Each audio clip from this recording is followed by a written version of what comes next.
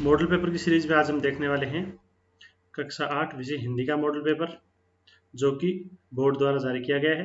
Total 5 model paper यहाँ पर दिए गए हैं। तो मैं आज इस मॉडल पेपर का आपको कंप्लीट और सॉल्यूशन बताने वाला हूँ। तो आप वीडियो के साथ अंत तक बने रहें, वीडियो को कंप्लीट देखें, बिल्कुल भी स्किप ना करें। चैनल पे नए हैं तो चैनल को सब्सक्राइब करके बेल आइकन प्रेस कर दें, ताकि आने वाली हर वीडियो की नोटिफिकेशन आपको लगातार मिलती रहे।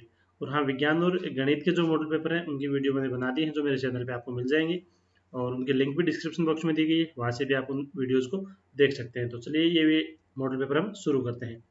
पहला है कविता ध्वनि में किस ऋतु का वर्णन है? तो यहाँ पर बसंत ऋतु का वर्णन है। बस की यात्रा में बस कैसी थी? तो बस वयोवृद्ध। किसने तेज गति से संवाद पहुंचाने का सिलसिला शुरू किया? तार ने। इसके अंदर प्रश्न संख्या 4 आपको दिया गया है। आकाश की असीम ऊंचाइयों को नापने की बात किसने की? बाज ने। दर्जे ने टोपी पर कितने फुदने लगाए? 5। भारत के सर्वाधिक गरीब जिलों में से एक है पुडुकोट्टाई। मान शब्द में कौन सा उपपद जोड़ने पर इसका अर्थ घमंड हो जाएगा? तो अभी जोड़ेंगे तो क्या हो जाएगा? अभिमान। और अभिमान का मतलब क्या होता है? घमंड। ताप प्रत्यय जोड़ने से शब्द कौन सा बनेगा? मित्रता। इसके अंदर देखते हैं प्रश्न संख्या 9। प्रश्न संख्या 9 आपको यहाँ पर दिया गया है। लेखक ने वर्दा किसे कहा है? तो लेखक ने वर्दा बस को कहा है।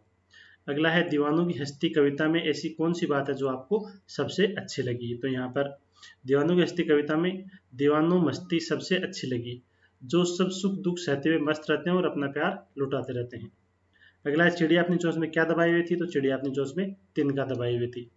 कामचोर कहानी क्या संदेश देती है? तो कामचोर कहानी हमें संदेश देती है कि माता पिता को सही कि वे अपने बच्चों को घर का कार्य करने की आदत डालें, नौकरी पर आश्रित न रहें।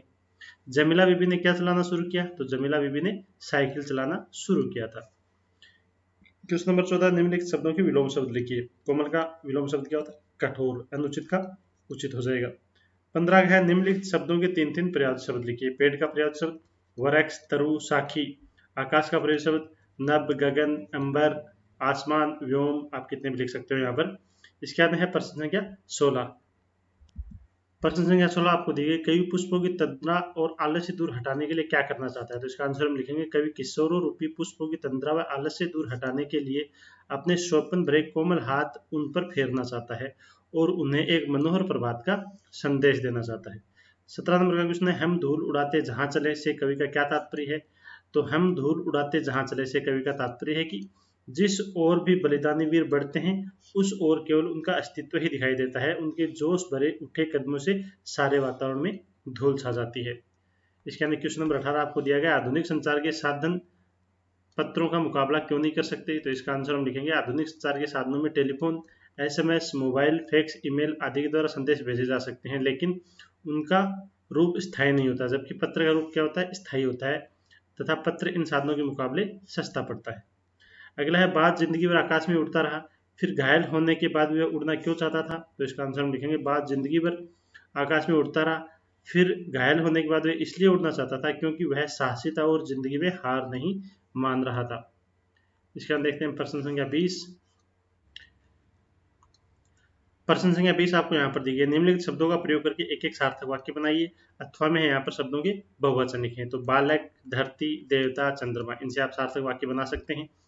बहुवचन में आपको बता देता हूँ मिठाई का मिठाइयाँ, झील का झीलें, भाषा का भाषाएं, संतरा का संतरे हो जाएगा। इसके बाद क्वेश्चन नंबर 21 आपको यहाँ पर दिया गया। आपके मोहल्ले के लोग इधर उधर कचरा फेंक रहे हैं, उन्हें कैसे समझाएंगे? तो इसका आंसर हम लिखेंगे हम लोगों को समझाए कि इस तरह कहीं भी कचरा फेंकने से न केवल सड़क मोहल्ला गंदा नजर आता है बल्कि बीमारियां फैलती हैं। सरकार द्वारा चलाई गई स्वच्छता अभियान के तहत घर घर आने वाली कचरा गाड़ी में ही कचरा फेंकना चाहिए, ताकि फेंका हुआ कचरा इधर उधर न फैले, घर मोहल्ला और आसपास की जगह साफ सुथरी रहे और व्यक्ति स्वस्थ रहे। इसका हम देखते हैं क्वेश्चन नंबर 22।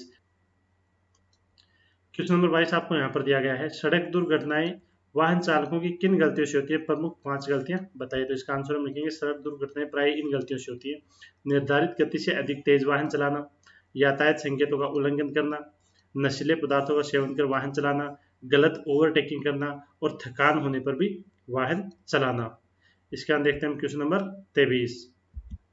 क्वेश्चन नंबर 23 आपको यहाँ पर दिया गया। निम्नलिखित गद्यांश को ध्यानपूर्वक पढ़कर पूछे गए प्रश्नों का उत्तर दीजिए। इस गद्यांश को आपको पढ़ना है और पढ़ने के बाद यहाँ पर जो प्रश्न दिए गए हैं उनका उत्तर देना है। तो देखिए पहला प्रश्न है लेखक को किसके यहाँ जाना अच्छा लगता था? तो लेखक को अपने मामा के यहाँ जाना अच्छा लगता था। लेखक अपने मामा के घर कब रहता था? तो लेखक अपने मामा के घर स्कूल वापस खुलने तक रहता था। गांव में रहते हुए लेखक को किसका ध्यान नहीं आया? तो गांव में रहते हुए लेखक को बदलू काका का ध्यान नहीं आया।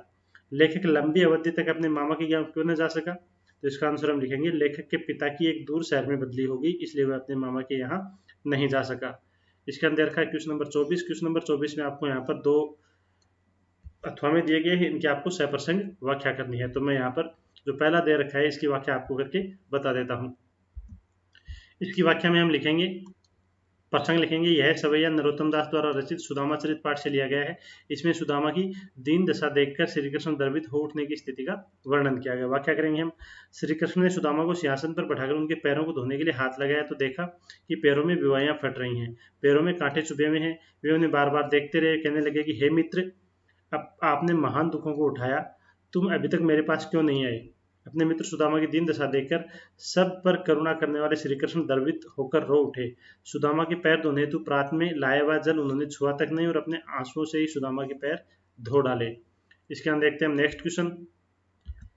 नेक्स्ट क्वेश्चन आपको दिया गया है, समाज में व्याप्त लड़का लड़की के भेदभाव से संबंधित दो छात्राओं की बातचीत को संवाद के रूप में लिखिए। तो या संवाद लिख सकते हैं या फिर यहाँ पर स्थानांतरण प्रमाण पत्र की जो टीसी है वो आप टीसी लिख सकते हैं। जो भी आपको आ रही है वो आप यहाँ पर लिखेंगे। तो मैं आपको यहाँ पर स्थानांतरण प्रमाण पत्र की टीसी कैसे लिखते हैं वो लिख के बता देता हूँ।